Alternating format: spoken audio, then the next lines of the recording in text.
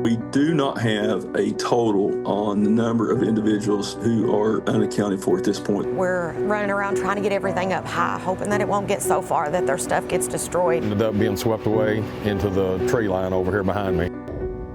Search and rescue operations are still underway following yet another deadly Kentucky flood. Governor Andy Beshear confirms at least 11 deaths. 3 people were killed in both Hart and Pike counties. 1 person was killed in Nelson, Clay, Washington, Hardin, and Floyd counties. All 120 of Kentucky's counties were under a flood watch over the weekend. On Sunday, President Donald Trump approved Kentucky's emergency declaration, freeing up federal funds to help respond to the disaster and authorizing FEMA to coordinate disaster relief efforts. The governor's office says more than 1,000 people were rescued in the first 24 hours since the storm hit. Currently, over 9,000 customers are still without power and 17,000 are without water. Though the rain and snow have stopped, more than 340 state and federal roads are still closed across Kentucky, which Governor Beshear said is likely a record number. Most because of flooding, others because of mud and rock slides. You can see a live list of major road closures online at goky.ky.gov. Speaking from the state's Emergency Management Center this morning, the governor thanked crews who were helping people, keeping them safe. Our first responders in some instances have been working for 2 to 3 days, many without much sleep. And the work that they have done is incredible. We are grateful for the local, the state, the national, and even the crews coming in from other places that are helping our people find safety and find shelter during what is continuing to be one of the most challenging weather events that we have faced. The governor then headed to Pike County, which was hit hard by the storms. That's where state police evacuated 100 patients from a nursing home in Elkhorn. Many of the patients were carried by KSP. Pike County escaped the worst of the 2022 floods, but Judge Executive Ray Jones says the county wasn't as fortunate this time around. This storm is much more extensive than the July 28, 2022 flood event as far as Pike County. Now, some of our neighboring counties, Breathitt County, Knott County, Perry County had catastrophic. Letcher County had a lot more damage in 2022. This was different than even that storm because this involved both the Tug Fork and the Leviza Fork of the Big Sandy, both exceeding, cresting well past flood stage. Both rivers, both forks of the river ended up at near a major flood stage. We do not have a total on the number of individuals who are unaccounted for at this point. That's why we're trying to keep rosters at the shelters that we have set up so that we can, send those to the state police to compare to see whether any of the individuals who may have been reported missing are checking into any of the shelters. At this point in time, this is still a rescue effort, and then obviously in the days to come, we'll transition purely into a recovery effort. But we do have search and rescue teams out in the field today. We have search and rescue teams, local teams, but we also have teams that have been sent in from Louisville, Moorhead, Indiana, North Carolina, and other areas. People who are who have specialized training in search and rescue and swiftwater rescue. The rivers are going down, even though the Tug Fork has been slower going down than the Leviza Fork. We know of 10 county road bridges that have been completely destroyed, that those communities are totally cut off. So one of the things we're going to have to do in the next couple of days is figure out a plan to get those folks away in and out. But it is massive damage. It is substantially worse than 2022, both for Pike County in terms of loss of life and damage to private property. The landmark of Elkhorn City Nursing Home was evacuated. About half of the 102 patients were taken to Pikeville Medical Center. The other half were housed in a local church. It's my understanding all those patients have since been moved back into the facility. Tug Valley ARH Hospital in South Williamson has a flood wall around it. It was cut off from ingress and egress, and there was some concern about the water breaching or going over top of the flood wall. You know, there's one mobile home park right off of US 23 in Coal Run. I would say there's probably somewhere close to 30 mobile homes that have been destroyed just in that one small area. The Weddington Plaza Shopping Center, every business in it has had substantial damage, if not total just a total loss damage. Ace Hardware, JCPenney, Sherwin-Williams, a lot of businesses in that one area, totally devastated. And a lot of homes. We don't have a number. We are in the process of trying to assess damage, but like I said, we still have areas that we can't even get into because bridges and roads are washed out. It's going to be down between 11 and 15 degrees in the night on Wednesday, Thursday, and into Friday. It makes cleanup very difficult. You know, obviously with freezing water hoses, homes with no power where it's going to be extremely cold. And we also want to caution anyone who might be listening to this, it's going to have to use space heaters or propane or kerosene or some type of supplemental heat to make sure that they take all precautions, both for carbon monoxide and potential fire risk. We've had those events happen not only here, but across Kentucky. And that's an important note to communicate. One place hit hard by this round of severe flooding and in 2022, Breathitt County. On Friday, the county set up an emergency shelter on the campus of the Hazard Community and Technical College in Jackson. That's where Kentucky Edition met one family who sought shelter after floodwaters forced them from their home. Like many in Breathitt County, it's a trauma that they have lived through before.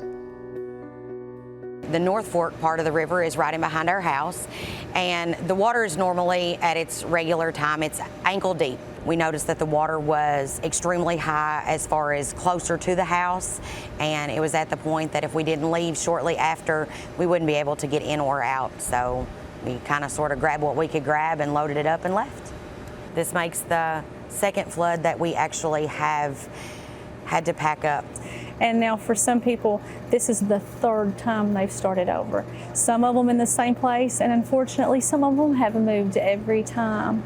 It is a huge impact on the mental health of our survivors. The first one that we experienced, it didn't really get us as bad, but now this one here, it just, I watched it hour by hour, the water coming into the bank and into the yard, and my kids watching them pack up their stuff out of their bedrooms that they've worked so hard to get everything just straightened up and organized and put together. And my little girl, she started crying when we told her, hey, we got to pack up and we got to have things ready. And they had their little backpacks sitting by the front door ready to go as soon as we walked out, you know, and just thinking about all the things that they have and that they've lost from before and that they've managed to accumulate. And it's all right there, and we're running around trying to get everything up high, hoping that it won't get so far that their stuff gets destroyed, but there's always that chance. And just, I don't know, I don't worry about my things because they're material things. But to look at the stuff that they have already lost and that they have gathered back up and things like that, and knowing that they have to walk away and leave it and come back and it possibly not even be there. And it's truly devastating. It's truly just heartbreaking. And they're my world. They're my everything. And just seeing them heartbroken, it tears me apart. And I don't know. They're not victims, they are survivors. And as hard as it is for them to think that they have to start over, we want them to know that we want to be here to support them. We do not want to enable them to just survive, we want to empower them to thrive. That way they're building resiliency, they're having protective factors, they're reducing risk factors, and we are building a stronger community along the way.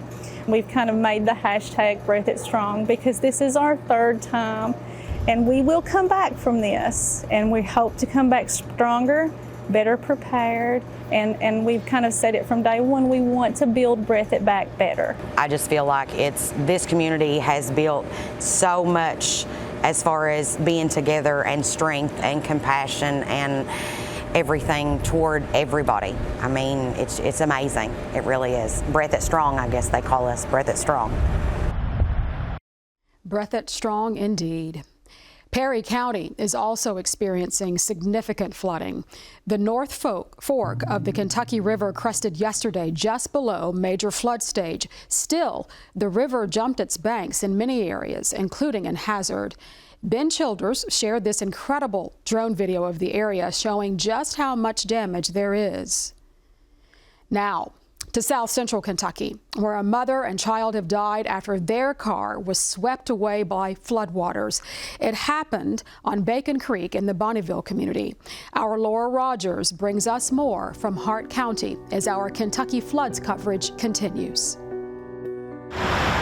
It came down like a gully washer. Saturday's torrential downpour dropping more than 4.3 inches of rain on Hart County in a single day. It's flooded everywhere. We have had so much rain, the creeks can't handle that much rain. That includes Bacon Creek in Bonneville, known to rise when there's heavy rainfall. I've seen the Bacon Creek out of its banks many times. This time turning deadly. It's tragic to the whole of Hart County. A woman and her 7-year-old daughter driving onto the flooded Campground Road Saturday night. Car got stuck, ended up being swept away into the tree line over here behind me. Coroner Anthony Roberts says the victim, Amy Philpott, was able to call someone who alerted first responders. The phone service down here is not real well, and she actually got out to somebody. Police, fire, and rescue agencies from across the county responding to the scene, recovering the child's body Saturday evening. We worked up to probably, I think it was 2 o'clock in the morning before we finally had to call the rescue because it got too treacherous. Search and rescue efforts resumed Sunday morning. The car and Philpott's body were recovered Sunday afternoon. Our community is devastated, really devastated by this. Will Clausen is a lifelong resident of Bonneville. Bacon Creek's called a creek, and a lot of times people would say it's a river. It's a fairly large creek, feeds in the Nolan. He and his family have lived on Campground Road for 10 years. He says the bridge is often underwater after heavy rainfall. The approach to the bridge is a sharp turn to the left. You could easily come upon water and not know it. I just can't get home. Janelle Reynolds lives in the neighboring community of Priceville. I had to stay in a hotel room last night. Her road impassable due to floodwaters. We are sitting here at Campground Church watching the water to go down. Hopefully and pray to God that we can get in this afternoon or tonight. Since this interview, the water receding for Reynolds to return home. And it's not just Bonneville and Hart County affected by flash flooding. Here in Munfordville at Thelma Stovall Park, the Green River overflowing its banks, leaving the playground equipment, picnic area, and soccer fields all underwater. For Kentucky Edition, I'm Laura Rogers. Thank you so much, Laura. The weekend rainfall impacted some parts of the state more than others, with a wide range of rain totals from 2 inches to more than 6 inches. Meteorologist Christy Dutton takes a look at the numbers from the weekend and a look at the next storm headed our way. Torrential downpours, flood warnings, that took its toll across the state over the weekend. Hey, take a look at some of these numbers. Our rainfall totals in inches from Saturday and Sunday. You can see some of the heaviest rain, the most rain here in portions of South Central and Western Kentucky. In some areas, they're pushing 6, even close to 7 inches of rain, including portions of Madisonville and Hopkinsville. In Eastern Kentucky, we have areas there around 5 inches, 4 inches in some areas. areas farther north, closer to that 3-inch mark. Because of the terrain in eastern Kentucky, that proved to be even more problematic and really increase that risk of flooding in that location. Now, river flooding is still something that is a major issue for across the state, but especially for eastern Kentucky, where they have a lot of roadways covered still in flood and still dealing with some of those water levels still going up. Take a look at this river flooding from the National Weather Service. Now, we still are experiencing some moderate flooding around the Big Sandy River Basin, also along the Kentucky River. And that includes some areas in major flood stage in some crests that have not yet occurred. So that means the water level still going up in just a few locations. That includes the Rolling Fork River near Boston, even the Green River and Barren River down toward Bowling Green, still in moderate to major flood stage right now. Earlier today, I spoke to a hydrologist with the National Weather Service in Jackson, Kentucky, Peter Jajarian, and he said there are still a lot of things that residents need to keep in mind, even as those water levels start to go down. For those that have lived here a while and that live near the river, they kind of know when it comes up what to do. But especially like after the flood, you don't want to wade through water. You don't know where that water is carrying all kinds of debris, and there could be, a risk of just different things. There's different things in the water that mixes in during a flood that are not good for humans, basically. So you want to stay out of flood waters if you can. Of course, you don't want to have any electrical equipment with water because of the risk of electrocution. You want to try to stay out of flooded roads, of course. We always say turn around, don't drown. You don't know the condition of the road underneath that water, especially at night. You don't know what the condition of the roadway may be underneath that water. So it's just important to keep yourself safe in any way that you can. Thank you, Peter. And as we take a look ahead, instead of rainfall, we're going to be talking about snow. Our next winter storm is expected to arrive in Kentucky Tuesday night, lasting throughout the day on Wednesday. That could leave some areas with 2 to 6 inches of snowfall. For Kentucky Edition, I'm Christy Dutton. Thank you, Christy. If you or a loved one need a place to stay, there are a dozen emergency shelters set up across the state.